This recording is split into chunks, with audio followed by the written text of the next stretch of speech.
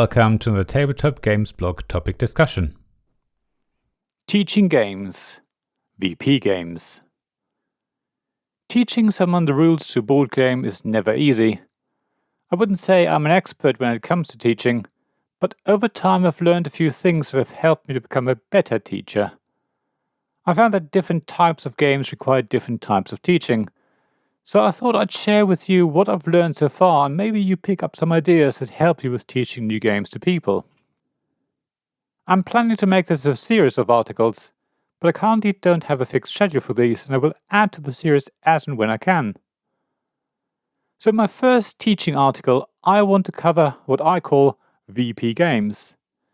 These are games where there are specific actions that give you victory points or some equivalent measure that, at the end of the game, decides who wins.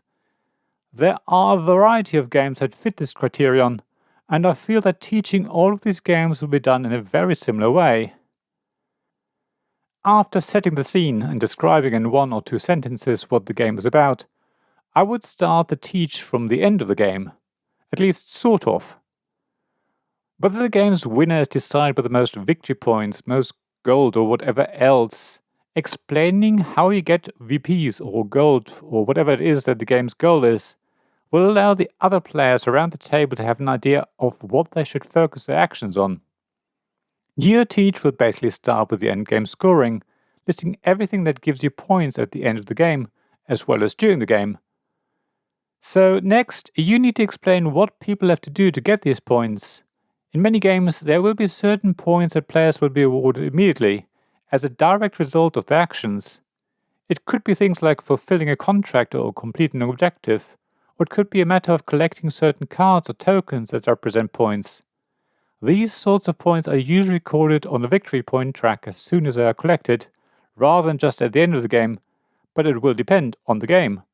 Sometimes points from objectives are only added to your points when the game ends. Next will be points that aren't quite so direct. For example, players might get points at the end of the game for having the most of certain types of resources, but at the same time, using the resources to complete contracts could be more beneficial.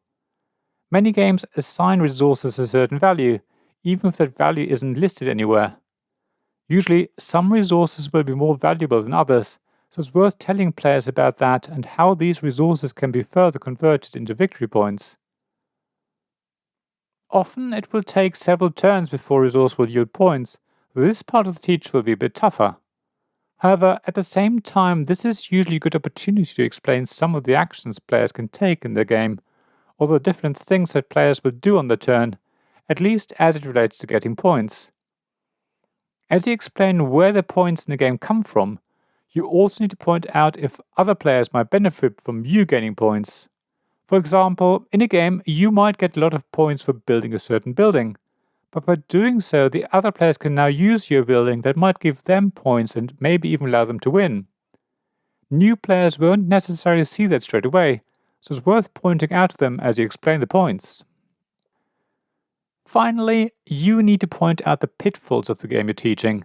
Some games might give you a huge amount of points for certain actions, but if you do that too early in the game, you might put yourself in such a bad position that the other players will find it easy to catch up with and overtake you while you struggle to get back on track. It's the dead ends and the offers that seem too good to be true that you need to talk about and make players aware of. I think this style of teaching works really well for games where there are direct ways of getting points.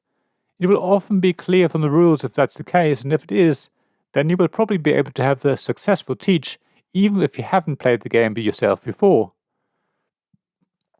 Of course, and that is true for any game and any style of teaching, the more you have played the game yourself, the better you will be at teaching, because you will have worked out the interdependencies of gaining points for yourself while also giving other players opportunities to benefit. You will much better understand the intricacies and the points that you can get that aren't immediately clear on the first play of a game. I'd love to hear if you have ever taught a game this way and how it went. I've done this a couple of times now, and I think it was pretty successful. It won't work all the time, but I think you will get a feel for which games this method of teaching is a good fit. In any case, please share experiences in the comments at the blog on tabletopgamesblog.com. I'd love to hear from you. Thank you for listening to this Tabletop Games blog topic discussion podcast. Please check the description below for links mentioned in this episode, as well as to the written version of this article on the blog. If you enjoyed this episode, please subscribe, give us some stars or leave a review. Please also tell your friends about me, and if you want to offer financial support, check out my Patreon and Ko-fi pages, links to which you'll find in the blog at tabletopgamesblog.com. So thank you again for listening, and I hope to see you again soon. This podcast was made possible by the generous help of my Patreon supporters. Royal Patrons Nicholas Higgins and Sean Newman. Magic Champion Zeb Hicks.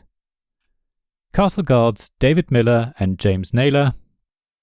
Dice Masters Alex Bardi, Paul Grogan and Robin Kay. And Shining Lights Gavin Jones, Sarah Reed, Richard Simpson and Tim Vernick.